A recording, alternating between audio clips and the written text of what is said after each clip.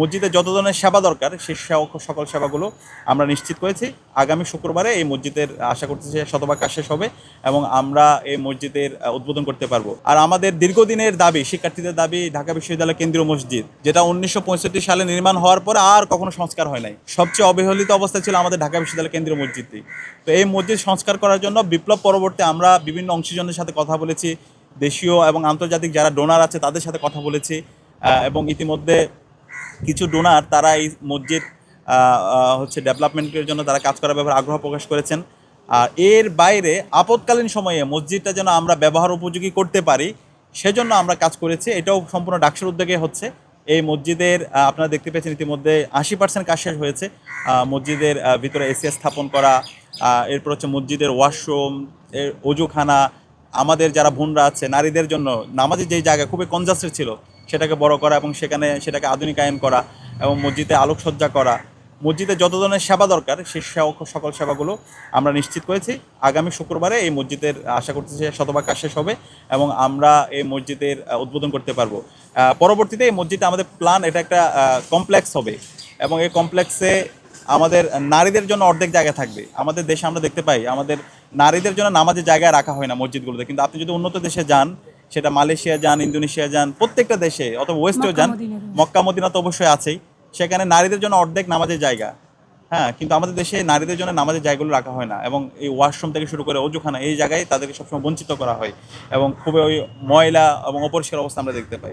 তো সেই জায়গা থেকে আমাদের যে নতুন মসজিদটা হবে সেই মসজিদে সবার জন্য বিশাল কমপ্লেক্স হবে, এটা একটা কালচারাল সেন্টার হবে। আর মনোবল হতে হয় স্পার্টির। জেরুসালেম 25 বছরের পথ চলায় নিরাপদে রাখার প্রত্যয়ে। প্রথম বর্ষ থেকে আমাদের স্বপ্ন থাকে একটা নিরাপদ ক্যাম্পাস, যেখানে স্বাস্থ্যের নিরাপত্তা থাকবে, যেখানে খাদ্যের নিরাপত্তা থাকবে, যেখানে আমাদের শিক্ষার্থীদের আবাসন সংকট দূর হবে এবং আমাদের বোনদের জন্য একটা নিরাপদ ক্যাম্পাস হিসেবে আমরা গড়ে তুলতে পারবো।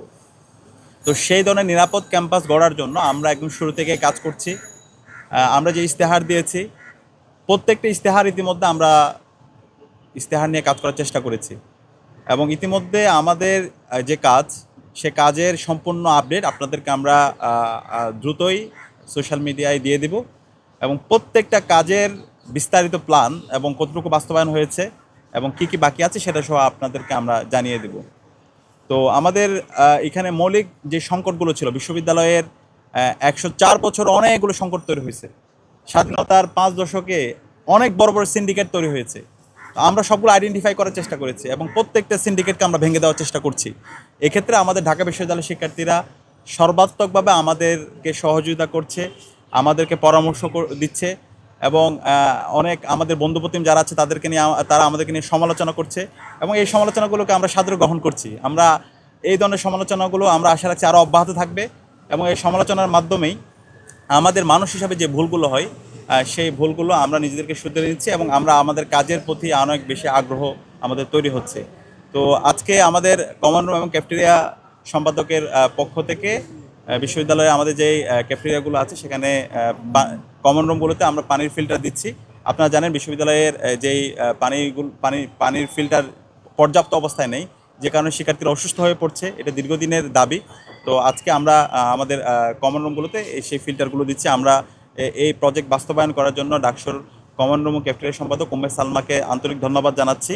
একই সাথে আপনারা জানেন আমরা বারবার বলছি, আমরা যা বলেছি তা তো বাস্তবায়ন করবই, এর চাইতে আমরা 5 গুণ বেশি কাজ করবো ইনশাআল্লাহ। এবং ইতিমধ্যে আপনারা দেখতে পেয়েছেন আমাদের বিশ্ববিদ্যালয়ের শিক্ষার্থীদের দীর্ঘদিনের একটা দাবি ছিল, সেটা অনেক দিনের দাবি, আমাদের সন্ধ্যাকালীন বাস চালু হওয়া। এই সন্ধ্যাকালীন বাসের চালু না হওয়ার কারণে অনেক শিক্ষার্থীরা বিভিন্ন ধরনের প্রোগ্রামগুলোতে তারা পার্টিসিপেট করতে পারে না। বিশ্ববিদ্যালয়ের ক্লাস শেষ হওয়ার আগেই দেখা যায় তাদেরকে বাস ধরতে যেতে হয়, অনেক ক্ষেত্রে বাসটা ধরতে পারে না, পরবর্তীতে সিএনজিতে করে অথবা অন্য কোনো বাসে করে তাদেরকে যেতে হয়। তো এই সন্ধ্যাকালীন বাসটা আমরা আগামীকালে চালু করছি এবং এই পুরো উদ্যোগটা বিশ্ববিদ্যালয়ের এই সন্ধ্যাকালীন বাস চালু করা, এটা সম্পূর্ণ ডাকসুর উদ্যোগে করা হচ্ছে। আমরা ইউজিসির সাথে কথা বলে ইউজিসির চেয়ারম্যান মহোদয় আমাদেরকে আন্তরিকভাবে সহযোগিতা করেছে এবং একই সাথে আরেকটি যে দীর্ঘদিনের দাবি শনিবারের বাস চালু করা। শনিবারে আপনারা জানেন অনেক পরীক্ষা থাকে এবং সন্ধ্যাকালীন অনেক শিক্ষার্থীরা টিউশনিতে যায়। তো এই শনিবারের বাসটাও আমরা খুব দ্রুতই আমরা চালু করব এবং কুমিল্লা পর্যন্ত বাস, এটা আমাদের যখন আমরা ক্যাম্পেইন করছিলাম শিক্ষার্থীরা বারবার বলছিল ভাই আমাদের কুমিল্লা পর্যন্ত বাস দেন। তো এটাও আপনারা খুব দ্রুত আলোর মুখ দেখতে পাবেন ইনশাআল্লাহ।